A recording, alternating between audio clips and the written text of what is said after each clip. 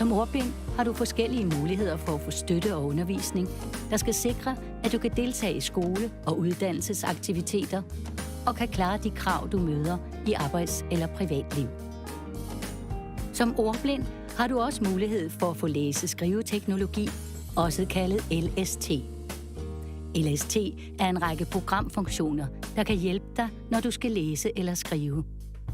Der er for eksempel en oplæsningsfunktion, der kan læse tekster i dokumenter eller på nettet højt. Der er mulighed for at vælge forskellige stemmer og læsehastigheder, så det passer bedst til dig.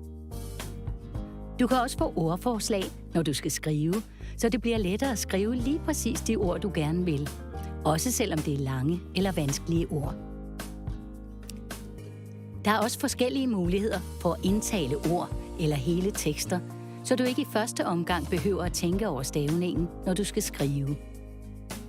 Det kræver undervisning at blive rigtig god til at bruge sin LST, og der er forskellige muligheder, alt efter om du er barn, ung eller voksen.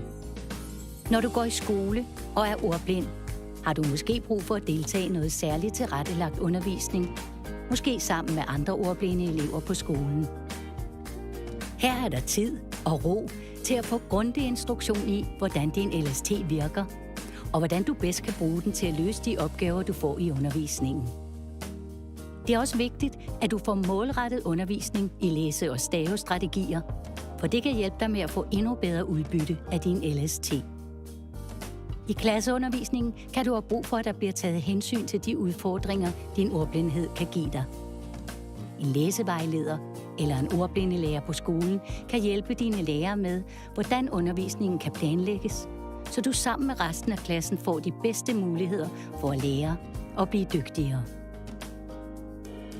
Det kan fx være ved at sørge for, at alle tekster og opgaveark er tilgængelige digitalt inden undervisningen, så du kan bruge din LST til at løse opgaverne. Det kan også være ved at sikre, at der er åbenhed omkring ordblindhed i klassen, så du ikke føler, at din ordblindhed er noget, du skal skjule eller sidde med alene. Når du er færdig med grundskolen, har du mulighed for at gå til ordblindeundervisning for voksne. Det er gratis at deltage i og foregår ofte på et voksenuddannelsescenter, VUC. For at gå til ordblindeundervisning kræver det, at du er konstateret ordblind, og at uddannelsesstedet vurderer, at ordblindeundervisning er det rette undervisningstilbud til dig. Ordblindeundervisning for voksne foregår på små hold med højst 6 deltagere. Sammen med din underviser fastsætter du de individuelle mål, du har for dit undervisningsforløb.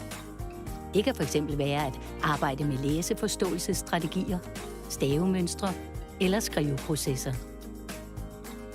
Der vil også blive arbejdet meget med at blive fortrolig med LST.